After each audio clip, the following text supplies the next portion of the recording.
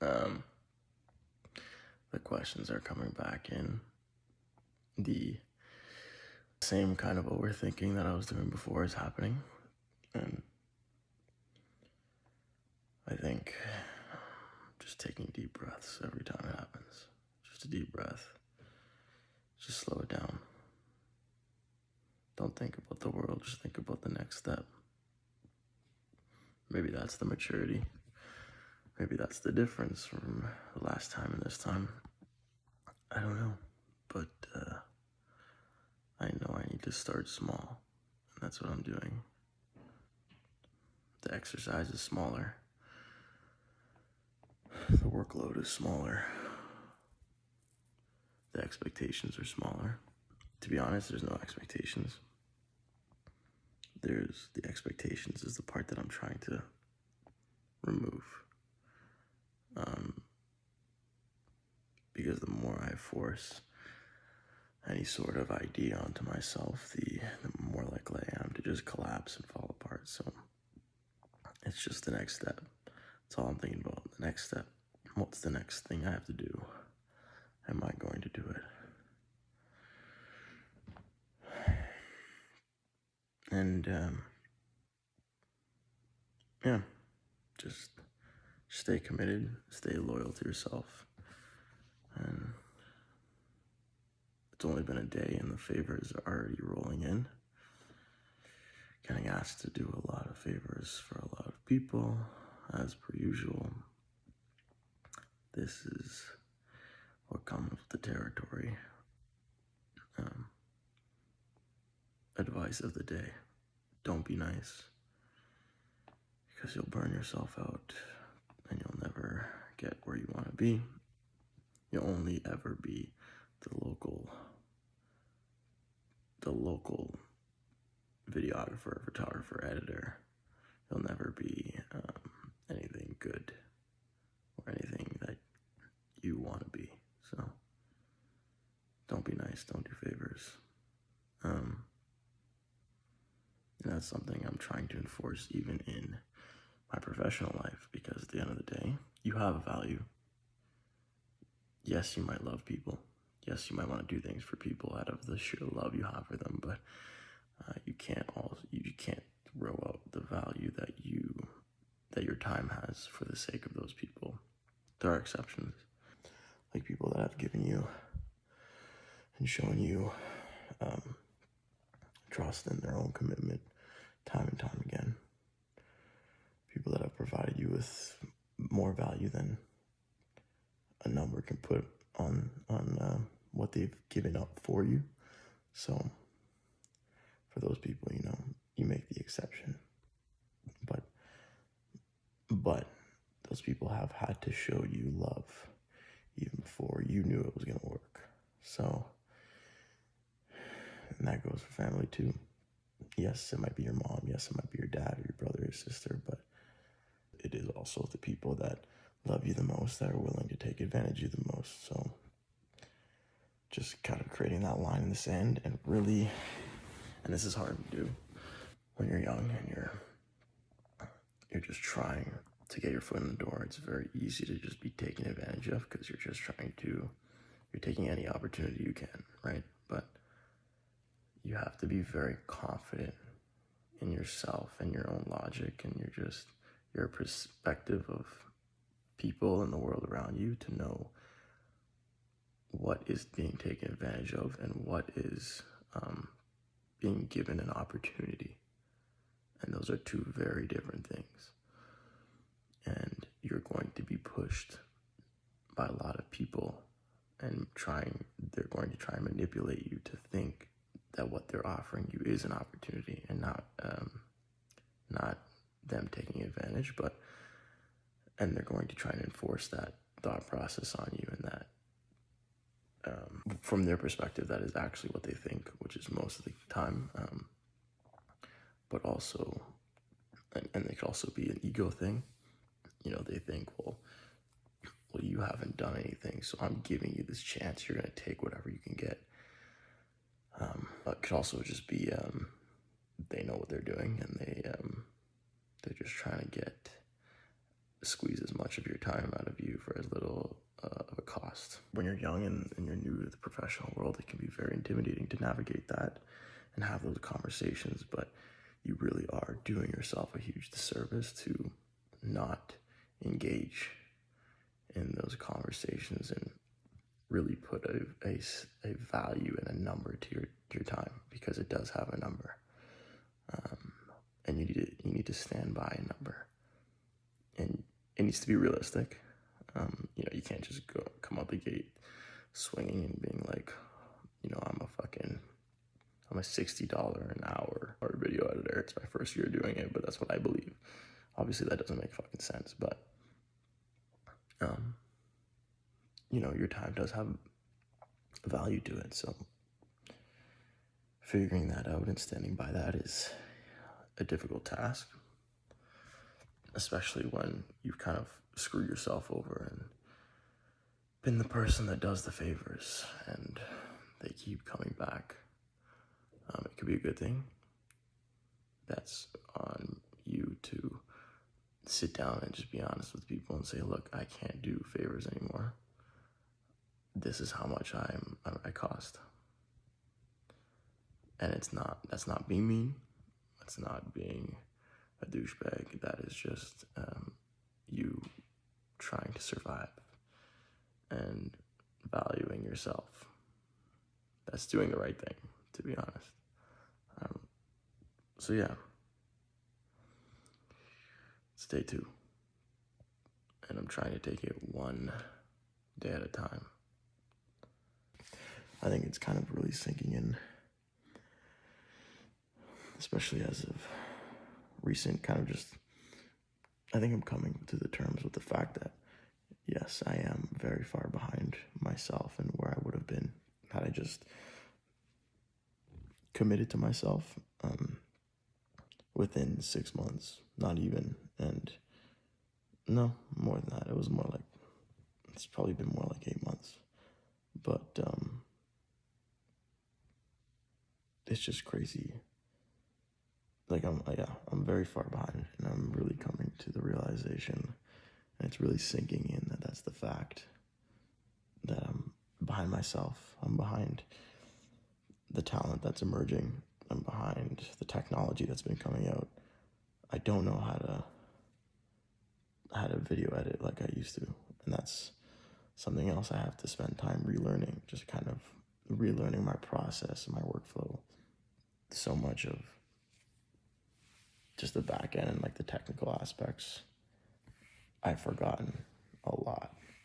And it was scary to sit down and try and edit a video for work, because there was a lot I just could not remember how to do. And so, relearning the skills and kind of the step-by-step process and the workflow of making a very complete edit, or at least an edit to the completion that I was able to do before, let alone wanting to do even more in the future. That's going to be a process in and of itself that might take 2, 3, 4 months to get back to. So yeah, I am very far behind. By the time I'm done the favors that I already have, that I'm committed to, and by the time I kind of relearn that and then finish projects that for myself that I wanted to finish, and then find new income and kind of building that development, finishing tapes, it might be another year before I get to start working on something new. And that's not an easy thing to kind of sit with, knowing that I've really set myself that far behind. It's also not easy thinking about the relationships that I've managed very poorly, just because I let work get in the way. My reputation that I've tanked because I just overthink things and try to reiterate and never complete, and to rebuild that, I guess it's hard. All of that is sinking in, all now, and it's definitely started to create a bit of panic, but like anything else, when you're in a position like that, how do you get out of it? You know, most people, the answer is just give up, start something new, reset yourself. I don't believe in that, and that's not what I want to do. So what's the answer for me? It's as simple as just shut up and get to work. Put your head down, put the time in, say no. You know, if you already know you're busy, don't commit to doing more because you can't. Just say no. And just put your head down. Take it one step at a time. You take it one project at a time, one decision at a time, one picture at a fucking time. Whatever you need to do, you just shut the fuck up. Thinking about working out again, getting into that process. It's like, holy shit, I'm so far from where I was, and I don't have the mental capacity to even do as many workouts in an hour as I used to, or have that. I think it's called hypertrophy. It's like the intensity of your workout. I think I could be making that up, but the hypertrophy, like thinking about having that intensity in my workout again. You know, taking smaller breaks and not sitting and choosing a song for an entire minute. Or even not listening, getting to a point where I'm not listening to any music while I work out. Any music while I run is like, I'm so far from that I'm so far, but I'm also not far at all, which is weird to think about. But yeah, it's just like, don't think about it, because it's an everyday discipline. You know, you don't just get to a point and you're there forever. As fast as it comes, it can go even faster. Just show up every day. You don't have to go all out. You don't have to kill yourself. You don't have to be Superman.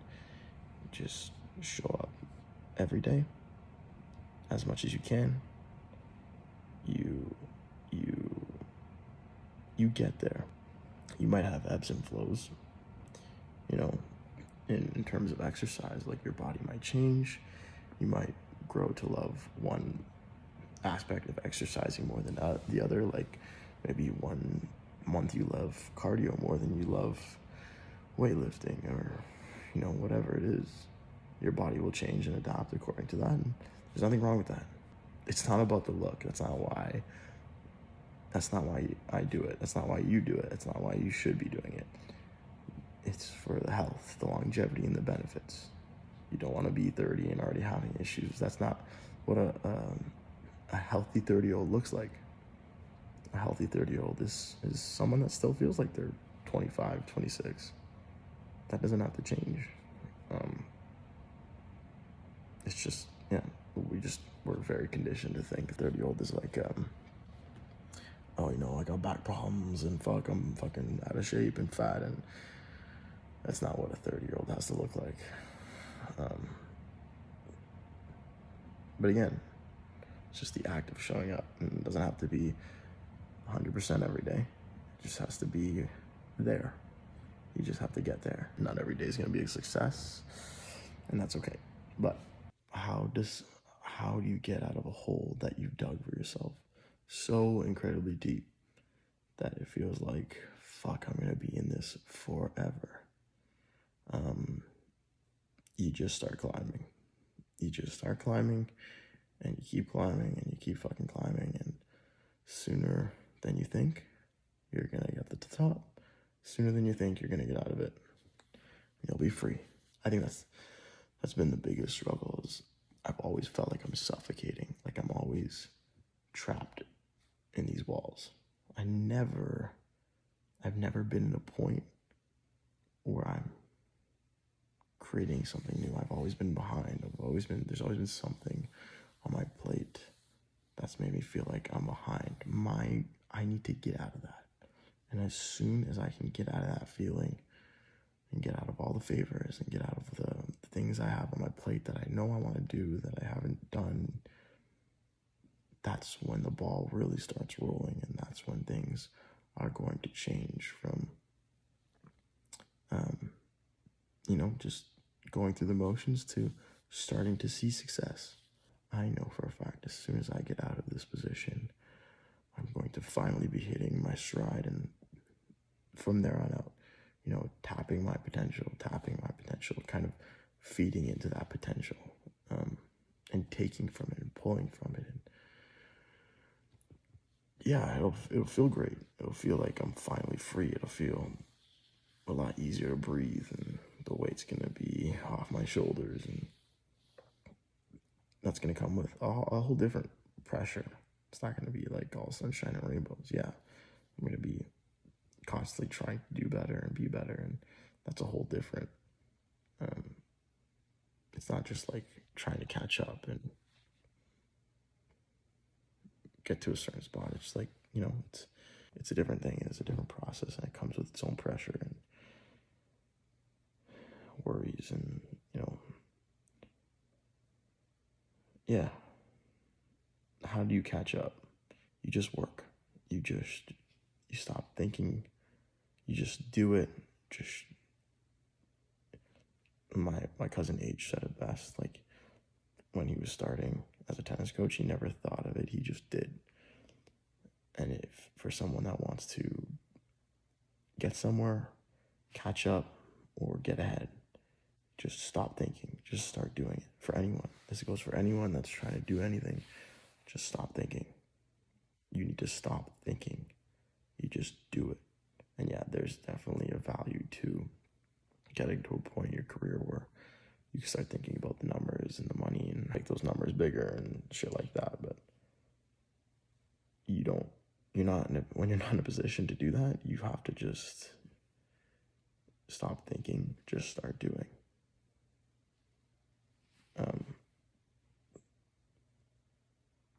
And it was funny yesterday, I guess 2 days ago now. It's like 2 a.m. right now. Over the weekend, we had a holiday party with the team at work, and I was talking to the owners of the company that I work for, and he just made a good point. Like, the story you make up in your head is always worse than what it turns out to be. We were talking about traditionalism and having kids and stuff like that, and he doesn't have kids, and he's just like, look, you live your life the way you want to. There's no right or wrong.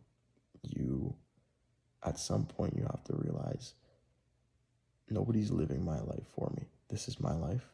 I have to walk in these 2 shoes. Nobody else does.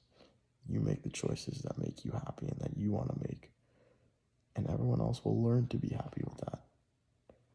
And the thing that stops everyone is like, oh, but this, but that, and the stories they make up in their heads. And so many people stop because of that. So many people never see the opportunities that could present themselves to them if they made those choices, because of their fear of disappointing someone, their fear of stepping out and being untraditional to the family, and being that black sheep or whatever the fuck it is. But he said, look, when I came out as gay,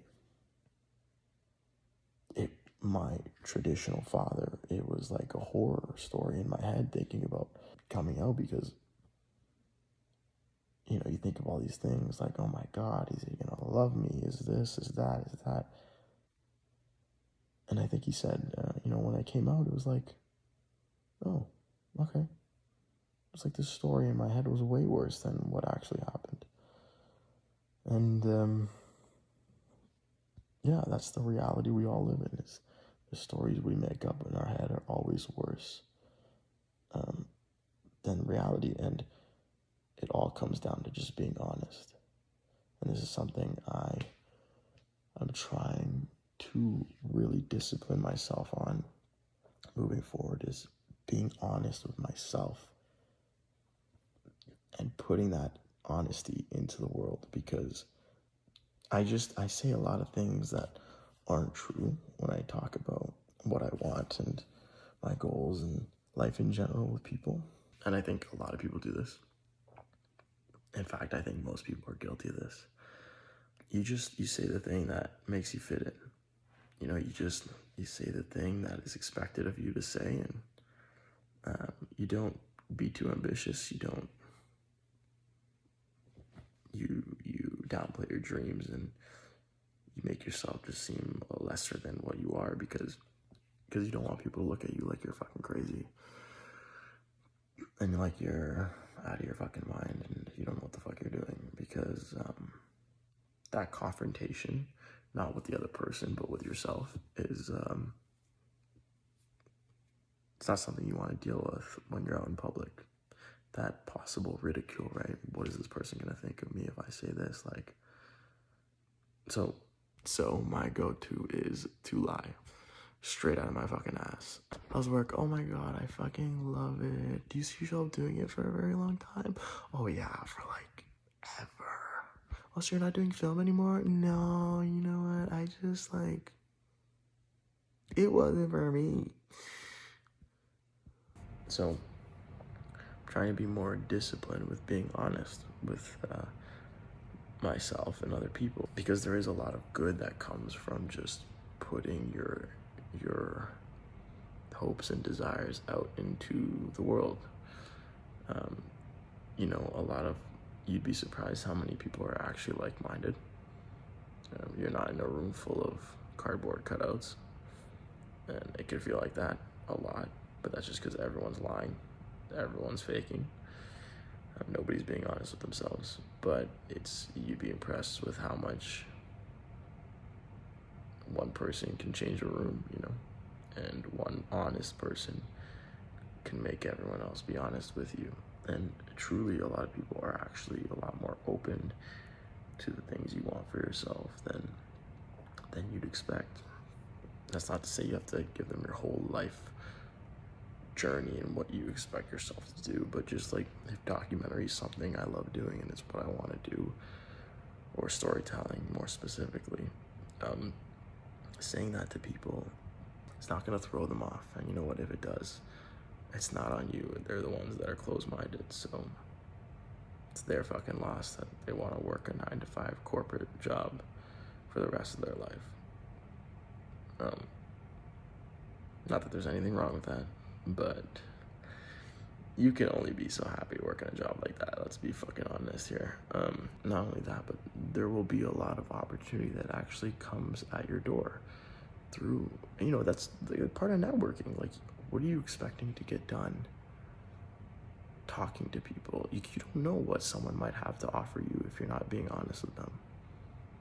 You know, if I this entire time told people like, yeah, I want to be a documentary video editor, or I want to be just a video editor, like I want to be a storyteller, I want to work on narratives and just have messages, and I don't fucking know, whatever the fuck you want to call it. But if I were to tell people that from the get-go, you know how many more people maybe would have said, hey, like, I'm working on this project. And not that they'd have anything to offer me, but just like, hey, you want to check it out? Like, what do you think of this? Like, I've been working on something, and you learn more about people, and you actually